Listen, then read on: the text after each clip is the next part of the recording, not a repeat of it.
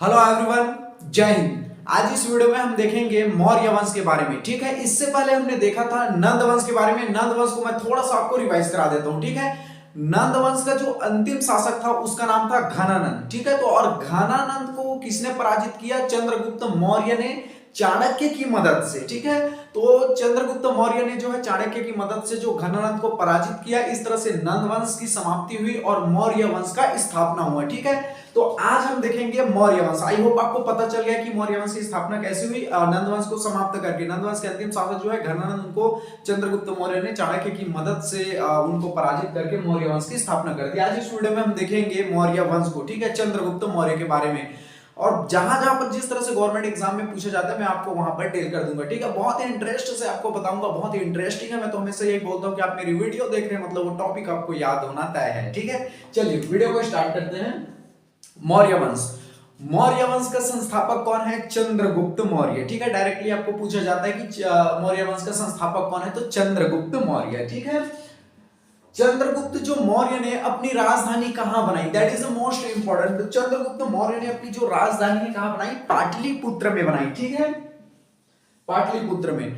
चंद्रगुप्त मौर्य ने कौन से धर्म को अपनाया? तो चंद्रगुप्त मौर्य ने जैन धर्म को अपनाया। ठीक है, that is the most important question.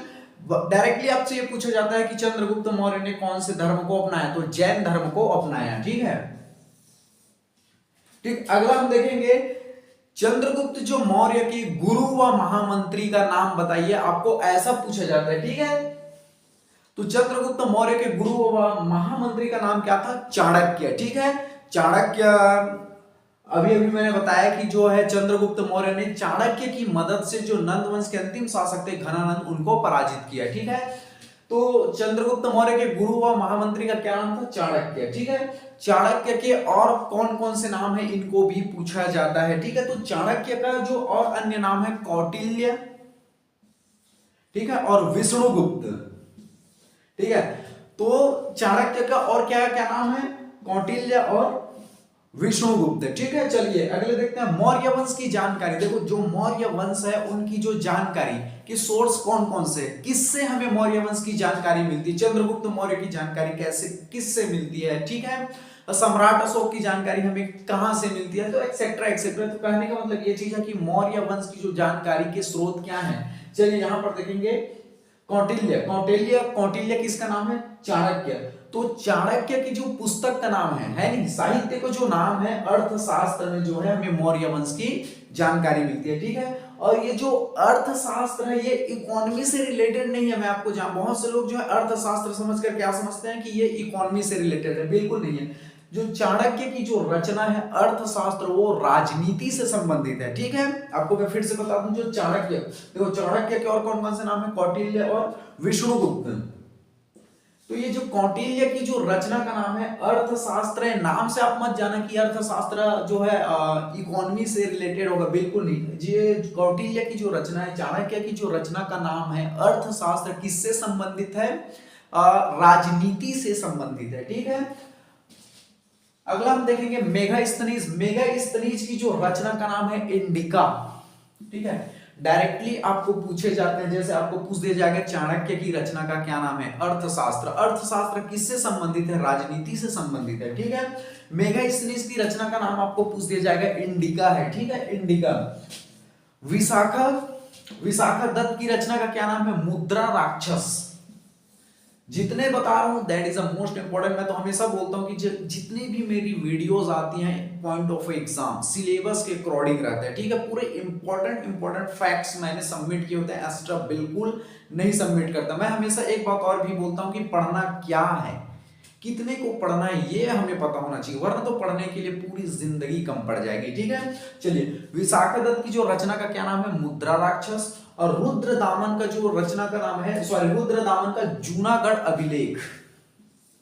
ठीक है, तो इन सभी में जो है मौर्य वंश की जानकारी हमें मिलती है। ठीक है, और इनके नाम याद, देखो फॉर्मेट आप यहां पर मैं बता दूं, जो फॉर्मेट है जैसे चाणक्य की रचना का क्या नाम है? अर्थशास्त्र, ऐसे आपको ध्यान में रखना है। मेगास्थनीज के आपको डायरेक्टली वन लाइनर क्वेश्चन पूछ दिया जाएगा, मेगास्थनीज की रचना का क्या नाम है? इंडिका। ठीक है, इस तरह से आपको ध्यान में रखना है। चलिए चाणक्य के अनुसार राजा के 7 अंग, आपको क्वेश्चन दे दिया जाएगा, चाणक्य के अनुसार जो राजा के अंग है 7 अंगों के नाम लिखिए। आपको मेंस में भी 2 नंबर में आपको पूछ सकता है, ठीक है। तो चाणक्य के अनुसार राजा के कितने अंग थे? 7 अंग थे। अब वो 7 अंग कौन कौन से थे, इनको हमको देखना है, ठीक है। सबसे पहले राजा, चाणक्य के अनुसार राजा के 7 अंग थे। तो राजा, राजा जो है कोई भी क्षेत्र को हो, साम्राज्य को हो या देश का हो, ठीक है, हम आपको समझाने के लिए बोल रहे, राजा योग्य होना चाहिए, कुशल होना चाहिए, ठीक है, समझदार होना चाहिए। तो चाणक्य के अनुसार राजा के 7 अंगों में सबसे पहले राजा क्या होना चाहिए? योग्य होना चाहिए, कुशल होना चाहिए, ठीक है। अमात्य, अमात्य का मतलब होता है मंत्री। राजा के जितने भी मंत्री हैं, जितने भी विभाग उनको दिए गए हैं, उनमें वो अच्छे से काम करे, ठीक है, बहुत ही उसमें योग्य हो, कुशल हो। तो अमात्य, अमात्य का मतलब होता है मंत्री, याद रखना, ठीक है। तो चाणक्य के अनुसार हम राजा के 7 अंग देख रहे हैं। सबसे पहले हमने देखा, क्या देखा? राजा, राजा जो है योग्य हो, कुशल हो। अमात्य का मतलब होता है मंत्री, ठीक है। जनपद का मतलब ये होता है कि हम आपको समझाने के लिए एक पर्टिकुलर विशेष एरिया हो गया या क्षेत्र हो गया, जैसे जिस भी देश की जो जनपद है या फिर जो जनपद है वो जैसे कृषि से संबंधित हो, तो वहां की जमीन बहुत अच्छी उपजाऊ होनी चाहिए, वहां खनिज संपदा अच्छी होनी चाहिए, वहां पर वन संपदा भी अच्छी होनी चाहिए। तो कहीं ना कहीं उस देश की, उस साम्राज्य का डेवलपमेंट बहुत अच्छे से होता है, ठीक है। अगर कृषि करने के लिए अच्छी अच्छी उपजाऊ जमीन होगी तो स्वाभाविक सी बात है वहां पर इकोनॉमी अच्छा होगा, ठीक है। तो जनपद का मतलब वही होता है कि पर्टिकुलर जो उस एरिया में, उस क्षेत्र में वन संपदा, खनिज संपदा, कृषि संपदा सभी अच्छे से डेवलप होनी चाहिए। दुर्ग का मतलब होता है किलाबंदी, ठीक है। तो कोई भी जो राजा का जो साम्राज्य है वो, ठीक है, वो किलाबंदी होना चाहिए, चारों तरफ से सुरक्षित होना चाहिए, ठीक है, ताकि कोई विदेशी शत्रु हो गया या अन्य जो दुश्मन जो है इस पर जो है अटैक ना कर सके, ठीक है। तो चाणक्य के अनुसार ये राजा के 7 अंगों में दुर्ग मतलब किलाबंदी, उनका चारों ओर से जो बॉर्डर हो, कहने का मतलब ये चीज हो, वो सुरक्षा हो, सुरक्षात्मक हो, ठीक है, इतना आपको ध्यान रखना। मित्र, कोई भी देश के राजा का जो मित्र हो बहुत ही अच्छा हो, ताकि आसपास के आप पड़ोसी देशों को देख लें तो उनके साथ मित्रता अच्छे हो, अन्य देश के राजा के साथ उनका मित्रता अच्छे हो, ठीक है। तो कहने का मतलब ये चीज है कि जब आप अब एक देश दूसरे देश के राजा जो है आपस में संबंध होंगे तो सभी कार्य कुशल अच्छे रहेंगे, कोई प्रकार का वैमनस्य नहीं होगा, आदान प्रदान कोई भी कार्य को लेकर बहुत अच्छे से होगा। तो ये मित्रता एक देश से दूसरे देश के राजा के साथ होना भी बहुत ज्यादा जरूरी है। अगला हम देखेंगे 6वें नंबर पर कोष। कोई भी देश को चलाने के लिए, कोई भी साम्राज्य को चलाने के लिए कोष या धन का होना बहुत ज्यादा जरूरी है, ठीक है। अगला हम देखेंगे चाणक्य के अनुसार राजा के 7 अंगों में 7वां जो अंग है दंड। कोई भी देश में दंड व्यवस्था होना बहुत ही ज्यादा जरूरी है, क्योंकि इससे क्राइम करने वाले लोग डरेंगे, ठीक है। इतनी खतरनाक दंड होने चाहिए कि उस कार्य को, गंदी काम करने से पहले लोगों को 1000 बार सोचना पड़े, ठीक है। तो ये चाणक्य के अनुसार जो है 7 अंग आपको ध्यान में रखना है, ठीक है। चलिए अगला देखते हैं। 305 ईसा पूर्व में चंद्रगुप्त मौर्य और यूनानी शासक सेल्यूकस के बीच युद्ध हुआ, ठीक है, ध्यान से समझिए। 305 ईसा में चंद्रगुप्त मौर्य और यूनानी शासक का क्या नाम था? सेल्यूकस। सेल्यूकस के बीच युद्ध। देखो, अब चंद्रगुप्त मौर्य का गुरु व महामंत्री कौन था? चाणक्य, ठीक है। और चाणक्य इतना दिमाग वाला व्यक्ति था। चंद्रगुप्त मौर्य भी नो डाउट बहुत ही कुशल, बहुत ही अच्छे शासक, योग्य शासक रहे हैं। और इनके जो गुरु और महामंत्री का क्या नाम था? चाणक्य, ठीक है। तो चंद्रगुप्त मौर्य का जो यूनानी शासक सेल्यूकस के बीच युद्ध हुआ, ठीक है। आपको ध्यान से नाम याद रखने, सेल्यूकस, यूनानी शासक का क्या नाम था? सेल्यूकस। अब इन दोनों के बीच युद्ध हुआ तो 1-2 दिन में ही जो है सेल्यूकस इनसे हारने ही वाला था, पराजित होने वाला था। युद्ध में इनकी जान भी जा सकती थी, ठीक है। किसका? सेल्यूकस का। तो सेल्यूकस ने अपनी जान बचाने के लिए अपनी पुत्री को, हेलेना को जो है युद्ध में उतार दिया, ठीक है। समझ आ रहा है यहाँ पर कूटनीति? मैं फिर से समझा दूं, चंद्रगुप्त मौर्य और यूनानी शासक सेल्यूकस के बीच युद्ध हुआ। सेल्यूकस 1-2 दिन में हार ही जाता, ठीक है, चाहे उनकी मृत्यु भी हो जाती। तो सेल्यूकस ने चाल चलते हुए अपनी बेटी हेलेना को युद्ध के मैदान में उतार दिया। और जैसे ही अपनी बेटी हेलेना को युद्ध के मैदान में उतारा, जब चंद्रगुप्त मौर्य ने देखा तो उनके ऊपर फिदा हो गया, ठीक है। तो सेल्यूकस निकेटस की देखो चालबाजी देख लो या कुछ भी कह लो, जैसे इसने अपनी बेटी हेलेना को उतारा, हेलेना बहुत ही सुंदर थी, बहुत ही खूबसूरत थी। जब युद्ध के मैदान में जब उतरा तो चंद्रगुप्त मौर्य देखकर उनको दीवाना हो गया, ठीक है। तो चंद्रगुप्त मौर्य की जो शादी है, देखो इनको तो पसंद आ गया था, ठीक है।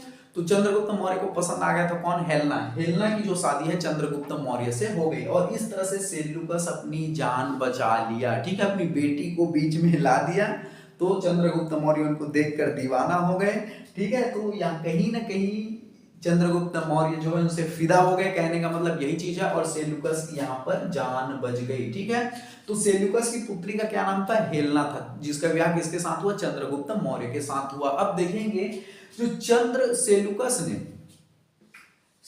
ने चंद्रगुप्त मौर्य को दहेज में, याद रखना कौन कौन से क्षेत्र दिए इनका नाम पूछा जाता है। मैं आपको फॉर्मेट भी बता देता हूं। चंद्रगुप्त मौर्य का यूनानी शासक के साथ युद्ध हुआ, उसका क्या नाम था, सेल्यूकस। सेल्यूकस की पुत्री का क्या नाम था, हेलेना, जिसका चंद्रगुप्त मौर्य के साथ विवाह हुआ।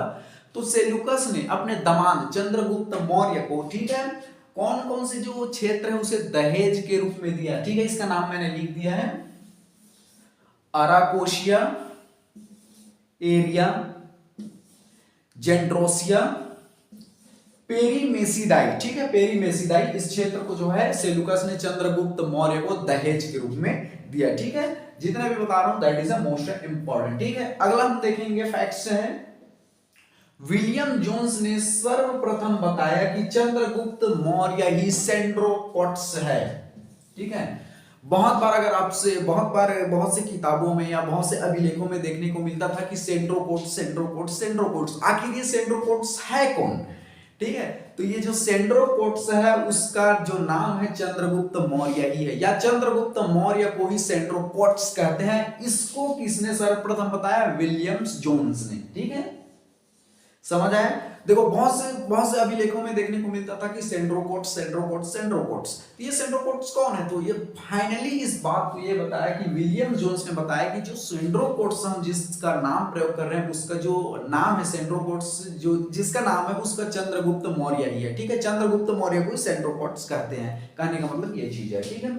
चलिए अगला देखते हैं।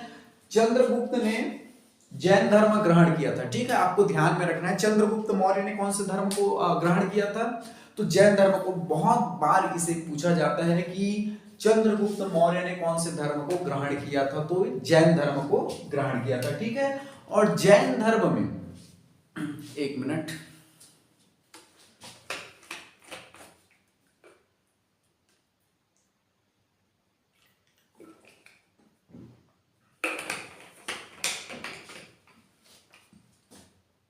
चलिए। चंद्रगुप्त मौर्य ने कौन से धर्म को ग्रहण किया था, जैन धर्म को ग्रहण किया था, ठीक है। और जैन धर्म में एक होती है संलेखना पद्धति, आपको ध्यान में रखना है। संलेखना पद्धति का मतलब ये होता है कि भोजन व पानी को त्याग करके मृत्यु को पा लेना, ठीक है। संलेखना पद्धति का मतलब ये होता है जैन धर्म में कि भोजन व पानी को त्याग देना, ठीक है, और धीरे धीरे अपने जीवन को समाप्त कर देना, ठीक है। तो चंद्रगुप्त मौर्य ने जैन धर्म ग्रहण किया तथा श्रवण बेलगोला, मैसूर कर्नाटका, ठीक है, श्रवण बेलगोला में संलेखना विधि से शरीर को अपने त्याग कर दिया, ठीक है। बहुत बार पूछा जाता है कि वह कौन सा शासक है जिसने जैन धर्म को ग्रहण किया और संलेखना विधि से जो है अपने जीवन को त्याग दिया, तो वो कौन सा शासक है, चंद्रगुप्त मौर्य। आपको स्टेटमेंट में ऐसे ही पूछा जाता है, ठीक है। जिस तरह से फॉर्मेट में पूछा जाता है मैं वहां पर आपको डील करते चला जा रहा हूं, ठीक है। चलिए एक लास्ट फैक्ट है, चंद्रगुप्त मौर्य की शासन व्यवस्था का जो लक्ष्य था, देखो चंद्रगुप्त मौर्य का ये लक्ष्य था, वो कितनी अच्छी विचारधारा के थे कि बहुत अच्छे, नो डाउट बहुत अच्छे योग्य शासक रहे, कुशल शासक रहे, बहुत ही अच्छे उन्होंने प्रजा की भी सेवा की, प्रजा के लिए बहुत अच्छे काम भी किए। तो चंद्रगुप्त मौर्य की शासन व्यवस्था का ये लक्ष्य था कि देखो चंद्रगुप्त मौर्य ये सोचता था कि प्रजा के ही सुख में ही मेरा सुख है, ठीक है। चंद्रगुप्त मौर्य क्या सोचता था, उनका लक्ष्य क्या था कि प्रजा के ही सुख में मेरी सुख है, अगर प्रजा जितने भी मेरे प्रजा है अगर वो सुख है तो फाइनली मैं सुख हूं, ठीक है। प्रजा की भलाई में ही मेरी भलाई है, ठीक है।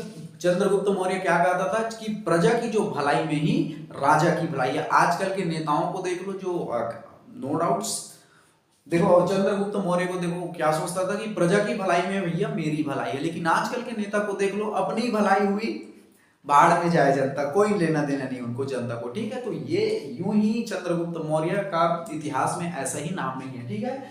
तो राजा को देखो चंद्रगुप्त मौर्य ये भी कहता था, उनका ये लक्ष्य था कि राजा को जो अच्छा लगे वो नहीं करना चाहिए, ठीक है, ठीक है। राजा को जो अच्छा लगे वो नहीं करना चाहिए, वरन ऐसा काम करना चाहिए जो प्रजा को अच्छा लगे, ठीक है। समझ रहे हो उनका कितना अच्छा सोच था, कितना अच्छा उनका लक्ष्य था कि देखो प्रजा के ही हित में ही राजा का हित है, प्रजा के लिए ही काम करना ही उचित है, ठीक है।